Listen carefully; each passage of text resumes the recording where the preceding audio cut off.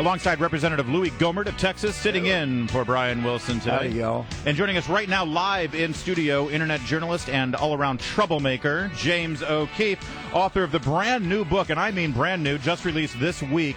The book is called Breakthrough. And James O'Keefe, thanks for joining us. Great to be with you, Larry. Do we need to frisk you? Are there any hidden cameras here? Are we under surveillance of any kind? No hidden cameras today. Other than from the Obama government. Yeah, exactly.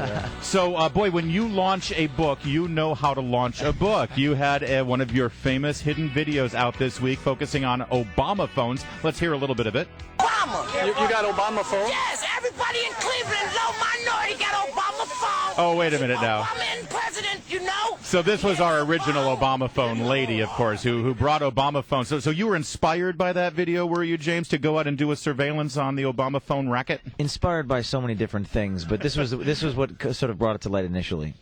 And so what ended up happening with this video? Explain what happened, and there's actually repercussions. People have lost their jobs? That's right. We went to Philadelphia and Minnesota where they have these tents. They set up these tents in low-income areas, and they dole out phones. A contractor comes with a bucket of phones, bags of phones, and they give them out to anybody who says they need one. Sometimes they don't need them, and there's so many of these private companies that the left hand doesn't know what the right hand is doing. So we go up and say, hey, I want to get drugs, I want to get Louis Vuitton handbags, and they tell us to break the law and sell the phone to get the cash in order to do so. And they're getting paid for those phones, subsidized by the federal government. Subsidized by the FCC through a program called Lifeline, which gets billions a year. And in fact, now the Fox News reported yesterday that the employees in the tape lost their jobs, and the CEO is ordering a mandatory retraining of all the workers in this program. Something that all the inspector generals and the attorney general and all of the watchdogs within the government who are supposed to be looking after these programs, they haven't been able to do. This is the perfect example of what you started your career with the Acorn story,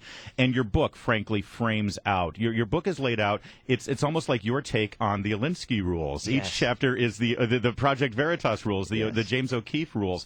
Tell me about how the book really frames why James O'Keefe is what James O'Keefe is. It is an incredible story. It's a true story. It doesn't seem like a true story. It seems like a Hollywood crime fiction or something.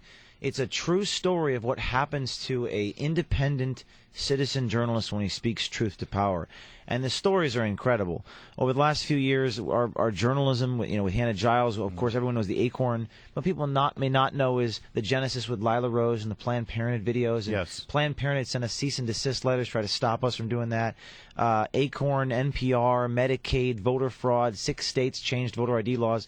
The teachers' union in New Jersey? The teachers' union, Chris Christie got involved, passed a 10-year reform bill, first time New Jersey's ever passed 10-year reform. All these things were happening because of YouTube videos, and our efforts, along with Andrew Breitbart, to distribute this content and succeed despite the media and the government throwing everything at us. Going over the head of the mainstream media. Congressman Gohmert, you're sitting here across from James O'Keefe. You hear about how he's going after these federally funded programs in a way that no one in the government is actually doing. I mean, what is your comment on this? Well, it's still in the context of what the FBI and the NSA is doing. I mean, they're so busy watching us that they're not doing the real job. Right. Imagine if they put some of those resources into whereas actually... James goes right to the problems to actually focus on those. What a great novel idea. James O'Keefe, again, the book is called Breakthrough. It's available now. People can get it everywhere. Amazon. It's actually number one in the politics and government categories on Amazon. It's climbing the ranks. Everyone has reviewed it and said it's an easy read. It's a fun read. It's like a crime fiction novel. It's amazing. And it's a bit of a workbook to inspire people to sort of take journalism into their own hands the way it was supposed to be. Where you look at the founding fathers, you look at common sense. The very first American revolutionary journalistic efforts. They were citizen journalists. There was no New York School of Journalism, right. New York University School of Journalism, Columbia. Right? In fact, people are always commenting on these articles. Oh, someone should do something, and even people say, "Oh, wait, I am the Inspector General doing something." Someone. And the founding fathers gave up far more than we are. They gave up their sacred honor. I'm just asking ordinary people like citizens to do extraordinary things. And this book is about the fact that it's on you.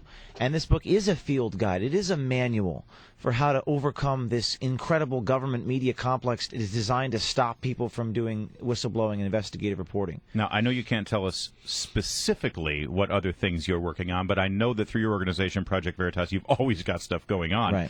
Right. Knowing James O'Keefe the way I've learned to know him over the years, I've got to think that over the course of the next couple of weeks, as you're talking about your book, we may see another couple of stories breaking? Yeah, well, the book Breakthrough talks about, one of the things that Andrew Breitbart once told me, he says, because I wanted to do that whole leak it a little bit at a time thing again. He's like, well, James, that strategy worked so good that one time. The media is not gonna make the same mistake again. They're not gonna call it isolated again. Right. Even though they did say it was low-level employees, and that just shocks me because I feel bad for these low-level employees. It's the CEO's fault. It's the institution's fault. What are they gonna do? Fire everyone? So my only regret is that I just don't have more tapes. I mean, I could probably have 100 tapes if I had more resources, but there will be more shoes to drop, and there's always more shoes to drop. Can I ask you this? Listen, I know better than anyone how much hate is directed your way from the left, from the media, from so many places, and so many people seize on this $100,000 settlement with this employee at Acorn in San Diego.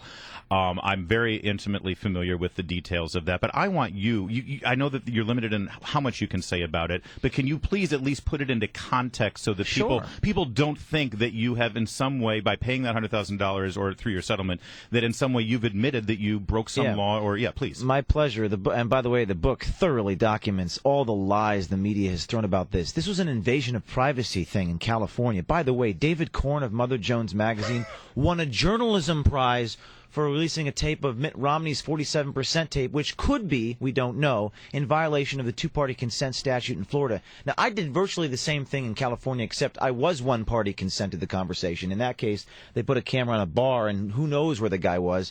And in California has an Invasion of Privacy Act. We argued that act was unconstitutional. It prohibits people from filming public officials. There was nothing about defamation. I didn't lie about Juan Carlos Vera. Correct. Everything he said, the Acorn employee admitted he made those statements. The only legal issue is whether he had the privacy, and we argued he did not. That's it. So whenever you see something that says James O'Keefe He's a admitted that he liar. lied, that was not about that. And you know what? I've settled defamation lawsuits. I've gotten money from journalists for defaming me. No one has ever sued me for defamation. All right. He is James O'Keefe. He is a force to be reckoned with. He's is also the author of Breakthrough. You should grab it now. It's really a great read. I guarantee it. I read it